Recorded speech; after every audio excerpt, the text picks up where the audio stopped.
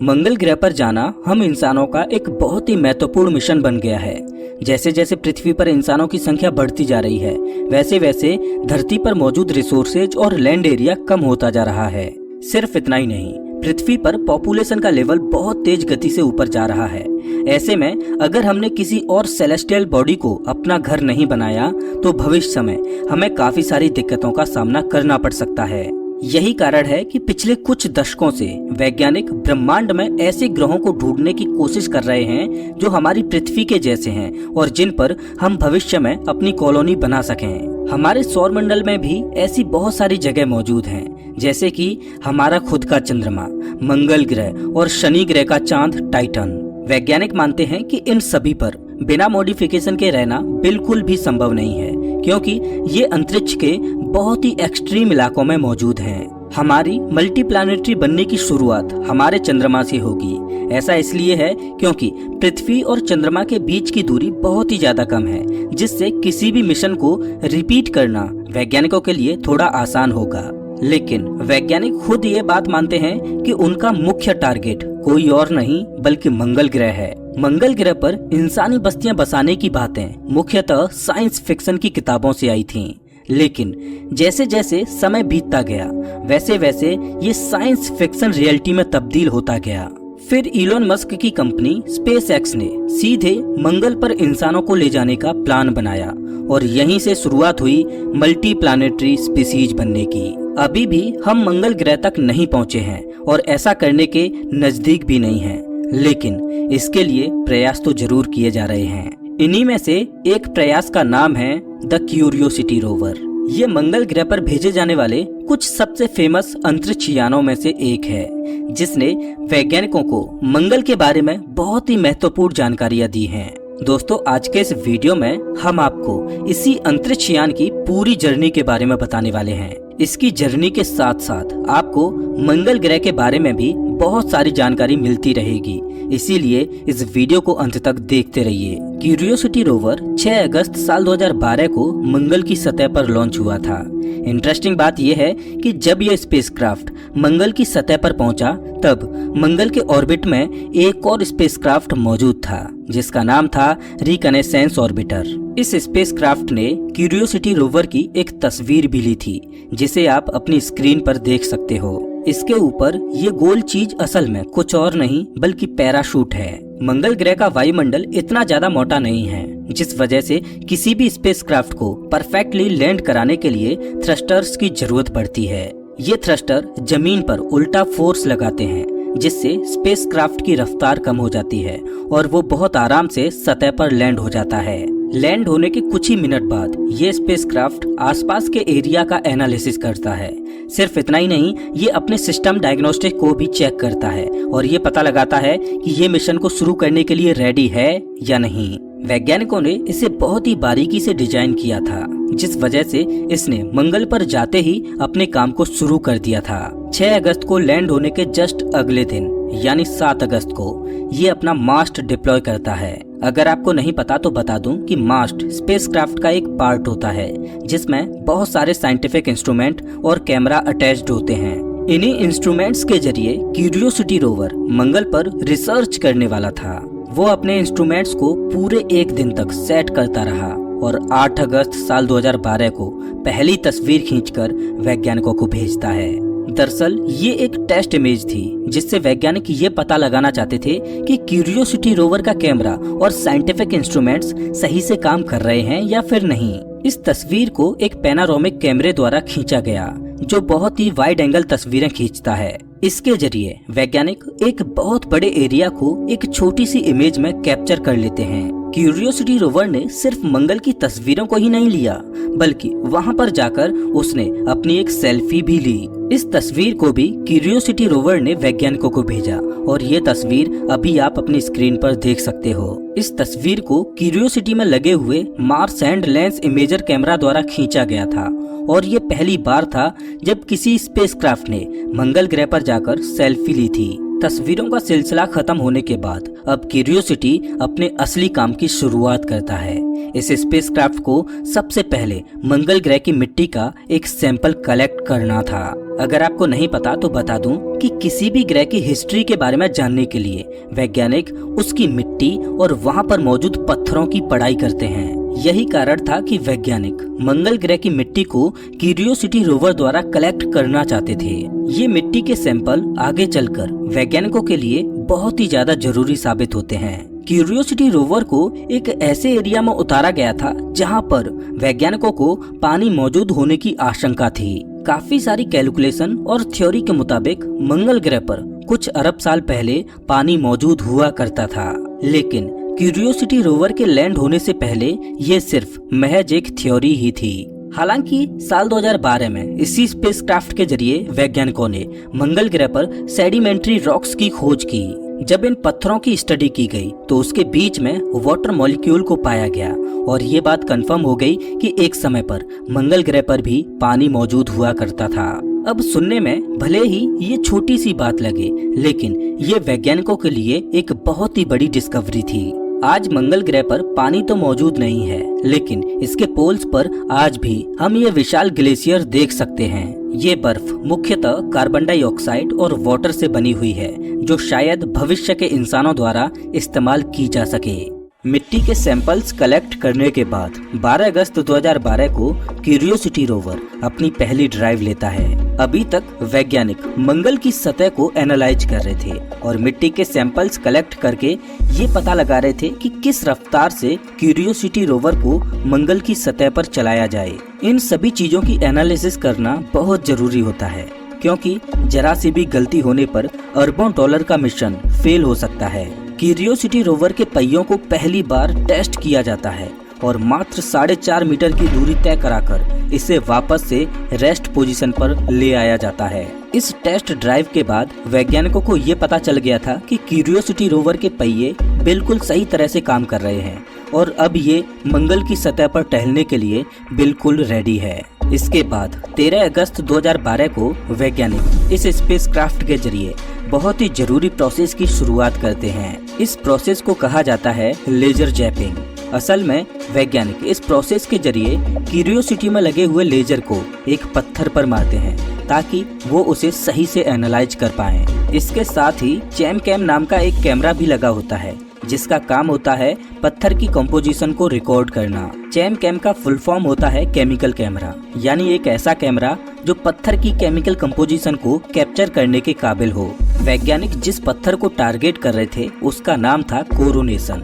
उसका मुख्य मकसद था इस पत्थर में मौजूद सारे एलिमेंट्स का पता लगाना और ये पता लगाना कि ये किस तरह से बना हुआ होगा। इस कैमरा सिस्टम के काम करने का तरीका बहुत ही ज्यादा यूनिक और इंटरेस्टिंग है।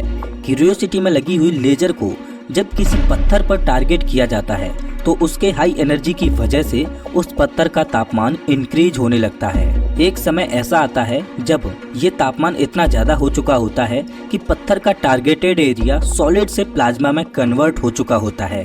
प्लाज्मा में कन्वर्ट होने की वजह से ये अलग अलग रंग की लाइट को एमिट करने लगता है, जिससे वैज्ञानिक स्टडी करके ये पता लगा लेते हैं कि उसमें कौन से एलिमेंट्स मौजूद हैं। इस तरह से एलिमेंट और कंपाउंड्स को ढूंढने की टेक्नोलॉजी को स्पेक्ट्रोस्कोपी कहा जाता है। जब भी कोई एलिमेंट लाइट को रिलीज करता है तो उसकी वेवलेंथ को स्टडी करके वैज्ञानिक ये पता लगा लेते हैं कि उसकी प्रॉपर्टीज क्या हैं। आपको जानकर हैरानी होगी कि इस तकनीक के जरिए वैज्ञानिक ब्रह्मांड में अरबों किलोमीटर दूर मौजूद ग्रहों के अंदर के एलिमेंट का भी पता लगा लेते हैं। जब भी कोई ग्रह अपने तारे के सामने आता है तो तारे की रोशनी उस ग्रह से होकर गुजरती है।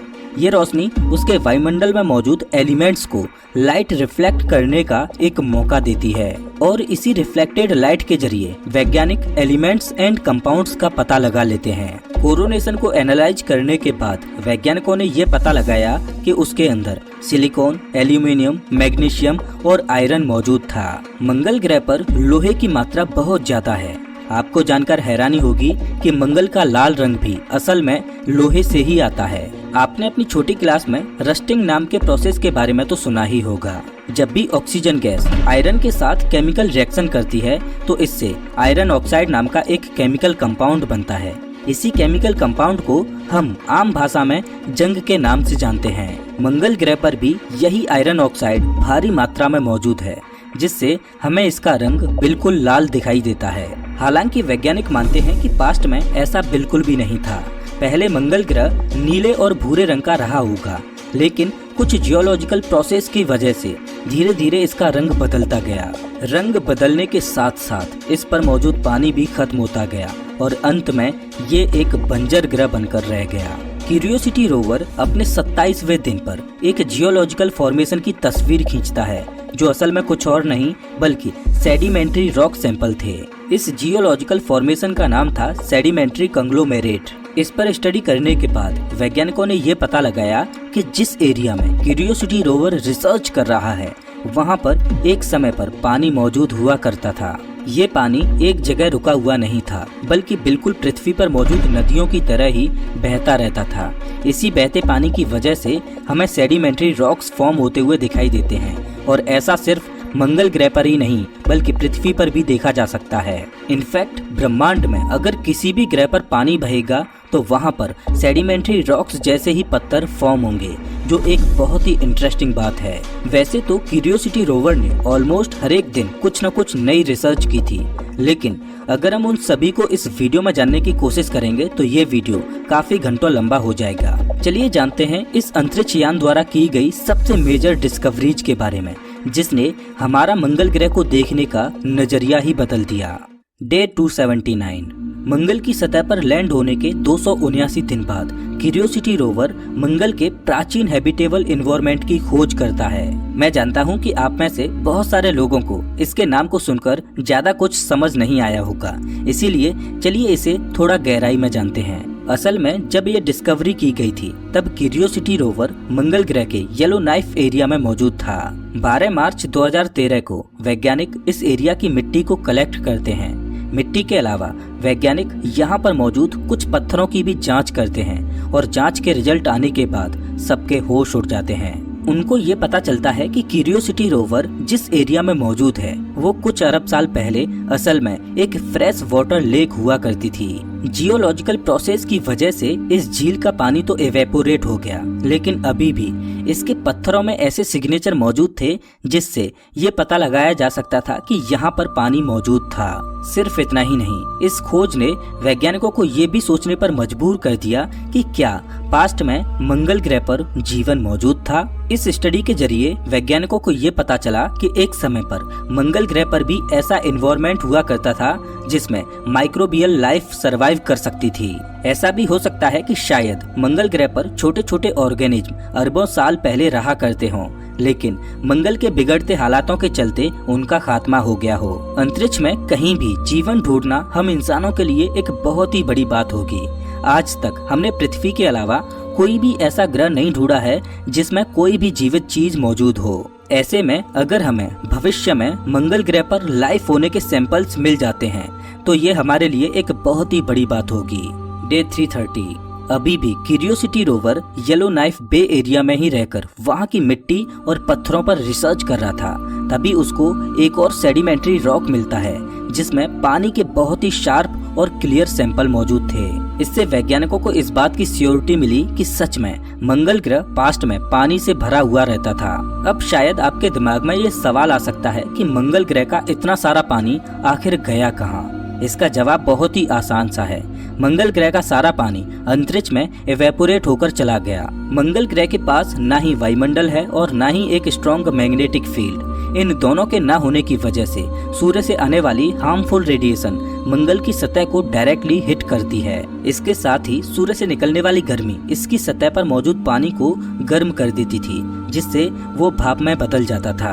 अब यही सेम प्रोसेस हमारी पृथ्वी पर भी होता है, लेकिन हमारी पृथ्वी के पास एक मोटा वायुमंडल है, इसीलिए ये पानी अंतरिक्ष में नहीं जा पाता। मंगल के पास मोटा वायुमंडल ना होने की वजह से उसका सारा पानी बादल बनाने की जगह सीधे अंतरिक्ष में जाता गया, और एक समय ऐसा आया जब वहाँ मौजूद सारा पानी खत्म हो गया। इसके बाद से ही मंगल ग्रह पूरी तरह से बंजर ग्रह बनकर रह गया। हालांकि जब मंगल ग्रह की मिट्टी को थोड़ा अंदर तक खोदा जाता है तो अभी भी गीली मिट्टी ही पाई जाती है। कुछ इसी तरह से जब पत्थरों को तोड़कर उनके बीच में देखा जाता है तब भी वैज्ञानिकों को थोड़ी बहुत नमी मिलती है, जिससे ये पता चलता है कि मंगल ग्रह भी एक समय पर पानी से भरा हुआ रहता था। इसी डिस्कवरी के मात्र 10 दिन बाद यानी अपने लैंड होने के 340वें दिन पर क्यूरियोसिटी मंगल पर मौजूद पानी से जुड़ी एक और बहुत बड़ी डिस्कवरी करता है। वो मंगल ग्रह के गेल क्रेटर नाम के एक एरिया में रिवर बेड की डिस्कवरी करता है। यहाँ की मिट्टी में उसे ग्रेवल मिलती है, जिससे वैज्ञानिकों को ये पता चल पाता है कि एक समय पर यहाँ पर नदियाँ बहा करती थीं। जब इन्हीं डिस्कवरीज को और बड़े पैमाने पर किया जाने लगा तो वैज्ञानिकों को गलीज भी देखने को मिली। आपने बारिश के मौसम में ऐसा देखा होगा कि जहाँ पर पानी के निकलने का रास्ता नहीं होता है, वहाँ पर पानी मिट्टी को काटते हुए अपना रास्ता खुद बना लेता है। कुछ ऐसा ही मंगल ग्रह पर भी हुआ करता था। वैज्ञानिक आज इन्हीं रास्तों को ढूंढकर ये पता लगा रहे हैं कि मंगल पर पानी किस तरह से बिहेव करता था। इस डिस्कवरी को 27 सितंबर 2013 को किया गया था और तब से आज तक वैज्ञानिक ना जाने कितनी सारी गलीज को मंगल की सतह पर ढूंढ चुके हैं। डे 1203 मंगल पर मौजूद पानी से जुड़ी बहुत सारी डिस्कवरीज के बाद अब क्यूरियोसिटी मंगल के एनवायरनमेंट पर फोकस करना शुरू करता है। अभी तक वैज्ञानिकों का मुख्य मकसद मंगल पर मौजूद पानी की डिस्कवरी करना था और उससे जुड़े जितने सैंपल हो सकें उतने कलेक्ट करने की कोशिश करना था। लैंड होने के 1203 दिन बाद यानी 3 जून 2018 को वैज्ञानिक एक बहुत ही बड़ी डिस्कवरी करते हैं, जिससे मंगल पर पास्ट में एलियन लाइफ मौजूद होने के र्यूमर्स दुनिया भर में फैलने लगते हैं। क्यूरियोसिटी रोवर पानी की डिस्कवरी करते करते मंगल पर ऑर्गेनिक कंपाउंड्स की भी डिस्कवरी कर लेता है। अगर आपको नहीं पता तो बता दूं कि ऑर्गेनिक कंपाउंड्स ऐसे केमिकल कंपाउंड होते हैं जिनसे मिलकर ही जीवन का निर्माण होता है। हमारी पृथ्वी पर जितने भी जीव जंतु मौजूद हैं वो सब ऑर्गेनिक कंपाउंड से ही बने हुए हैं। अब इस डिस्कवरी का होना इतनी बड़ी बात नहीं थी, क्योंकि ऐसे काफी सारे ग्रह हैं जहां पर ऑर्गेनिक कंपाउंड्स बड़ी मात्रा में मौजूद रहते हैं। चौंकाने वाली बात ये थी कि ये ऑर्गेनिक कंपाउंड कहीं और नहीं बल्कि गेल क्रेटर में ही पाए गए थे, यानी वहीं पर जहां पर कभी मंगल पर पानी मौजूद हुआ करता था।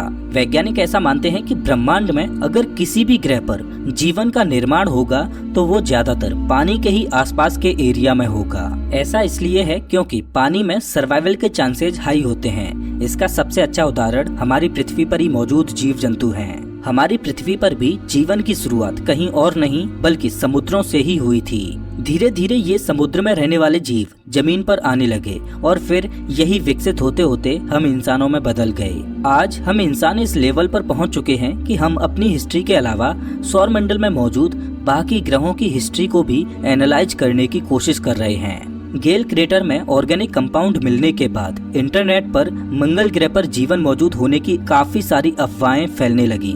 हालांकि नासा ने इस बात को क्लियर किया कि अभी भी उनके पास इस बात का कोई भी पुख्ता सबूत नहीं है कि मंगल पर पहले जीवन मौजूद था या फिर नहीं।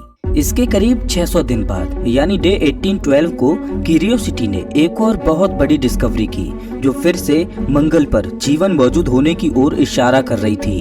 क्यूरियोसिटी रोवर ने यह पता लगाया कि मंगल ग्रह पर मीथेन गैस की मात्रा कांस्टेंट नहीं रहती। अब पहली बार सुनने पर ऐसा लगता है कि ये एक बहुत ही नॉर्मल डिस्कवरी है, लेकिन अगर आप इस चीज का मतलब समझ जाओगे तो शायद आप भी चौंक जाओगे। मीथेन की मात्रा कांस्टेंट ना होने का मतलब ये है कि या तो कोई चीज उसे एब्जॉर्ब कर रही है या फिर उसे कोई चीज रिलीज कर रही है। वैज्ञानिकों ने यह अनुमान लगाया कि शायद मंगल ग्रह पर ऐसे छोटे बैक्टीरिया मौजूद हो सकते हैं जो या तो मीथेन गैस को इनहेल करते हैं या फिर एक्सहेल करते हैं। ये दोनों ही चीजें बहुत ही ज्यादा चौंकाने वाली थीं, क्योंकि इसका सीधा मतलब था कि मंगल ग्रह पर भी जीवन मौजूद है। हालांकि कुछ और समय तक स्टडी करने के बाद वैज्ञानिकों को ये पता चला कि मीथेन की मात्रा के कांस्टेंट ना होने का कारण जियोलॉजिकल प्रोसेस भी हो सकता है। अगर मंगल ग्रह की पूरी केमिस्ट्री को समझा जाए तो शायद मीथेन से जुड़ी दिक्कतों को भी सॉल्व किया जा सकता है। यहाँ पर भी वैज्ञानिक मंगल ग्रह पर जीवन मौजूद होने की बात को पुख्ता रूप से साबित नहीं कर पाए। इन सब चीजों से हटने के बाद वैज्ञानिकों ने मंगल ग्रह के वायुमंडल पर रिसर्च करनी चालू की। वो ये पता लगाना चाहते थे कि मंगल ग्रह का वातावरण मुख्य रूप से किन गैसों से बना हुआ है। बहुत ही आसान रिसर्च और एनालिसिस के बाद रोवर ने वैज्ञानिकों को मंगल के वायुमंडल का पूरा डेटा भेज दिया। वैज्ञानिकों ने ये बताया कि मंगल ग्रह के वातावरण में क्यूरियोसिटी रोवर को ऑक्सीजन, नाइट्रोजन, कार्बन डाइऑक्साइड और आर्गन जैसी गैसों के ट्रेस मिले हैं। इसमें से सबसे ज्यादा मात्रा कार्बन डाइऑक्साइड की थी और ये मंगल ग्रह के वायुमंडल का करीब 96% हिस्सा बनाती है। एक कंपैरिजन के लिए आपको बता दें कि हमारी पृथ्वी पर 78% नाइट्रोजन मौजूद है। इसके अलावा पृथ्वी का एटमॉस्फेयर 21% ऑक्सीजन से बना है और बचे हुए 1% में बाकी सारी गैसें मौजूद हैं। इसका मतलब ये है कि हमारे वायुमंडल में कार्बन डाइऑक्साइड की मात्रा 1% भी नहीं है। हालांकि इतनी कम मात्रा होने के बावजूद भी ये पूरी पृथ्वी का टेम्परेचर लगातार बढ़ाती जा रही है। ऐसे में आप ये अंदाजा लगा सकते हो कि मंगल ग्रह पर तापमान कितना ज्यादा एक्सट्रीम रहता होगा। खैर, वायुमंडल को एनालाइज करने के बाद क्यूरियोसिटी रोवर का काम था मंगल के रेडिएशन लेवल का पता लगाना। अगर इंसानों को किसी भी ग्रह पर जाना है तो उस ग्रह के रेडिएशन लेवल के बारे में जानकारी होना बहुत जरूरी है। ऐसा इसलिए क्योंकि बिना रेडिएशन लेवल जाने अगर हम किसी भी ग्रह पर जाएंगे तो हमारी मृत्यु बहुत जल्द हो सकती है। मंगल ग्रह के पास मैग्नेटिक फील्ड न होने की वजह से सूर्य से निकलने वाले सारे हार्मफुल पार्टिकल्स डायरेक्ट इसकी सतह तक आ जाते हैं। ऐसे में अगर कोई एस्ट्रोनॉट उस सतह पर मौजूद होगा तो ये पार्टिकल उसकी स्किन में प्रवेश करके एस्ट्रोनॉट के डीएनए में भी बदलाव कर सकते हैं। इसकी वजह से कैंसर जैसी खतरनाक बीमारी हो सकती है जो बहुत जल्द ही उस एस्ट्रोनॉट की मृत्यु का कारण बन जाएगी। इसके अलावा ये चार्ज्ड पार्टिकल्स इंस्ट्रूमेंट्स को भी खराब कर देते हैं। अगर हमारी पृथ्वी के पास एक स्ट्रॉन्ग मैग्नेटिक फील्ड ना होता तो हमारी पृथ्वी पर इंटरनेट और रेडियो सिस्टम जैसी कोई भी चीज कभी भी डेवलप हो ही नहीं पाती। इसके अलावा क्यूरियोसिटी रोवर ने मंगल ग्रह पर मौजूद एक बहुत ही फेमस माउंटेन पर भी रिसर्च की थी। इस माउंटेन का नाम है माउंट शार्प और यह गेल क्रेटर के मध्य भाग में मौजूद है। क्यूरियोसिटी रोवर का काम था इस पहाड़ के निचले हिस्से पर रिसर्च करना और वहां मौजूद मिट्टी के सैंपल्स को कलेक्ट करना। यहाँ पर भी वैज्ञानिकों को बहुत सारे सेडिमेंट्री रॉक्स देखने को मिले थे, जिससे उन्हें ये पता चला कि इस पहाड़ के निचले हिस्से पर भी अरबों साल पहले पानी मौजूद हुआ करता था। सिर्फ इतना ही नहीं, वैज्ञानिकों ने इससे मंगल ग्रह की क्लाइमेटिकल हिस्ट्री और एनवायरमेंटल चेंजेस के बारे में भी पता लगाया। फिलहाल तो हम इस बात को लेकर निश्चित नहीं हैं कि मंगल ग्रह पर कभी जीवन मौजूद था या फिर नहीं, लेकिन ये जरूर कहा जा सकता है कि भविष्य में यहाँ पर जीवन जरूर मौजूद होगा। ऐसा करने के पीछे कोई और नहीं बल्कि हम इंसान ही होंगे और हम इंसान ही यहाँ जाकर अपनी कॉलोनीज बनाएंगे। वैसे अगर आपको मंगल ग्रह के किसी एरिया में लैंड करने का मौका दिया जाए तो आप किस एरिया में लैंड करना चाहोगे और क्यों, हमें कमेंट करके जरूर बताएं। अगर आपको ये वीडियो अच्छा लगा हो तो इसे लाइक जरूर करें और ऐसे वीडियोज के लिए चैनल को सब्सक्राइब करें, साथ ही बेल आइकन दबाएं।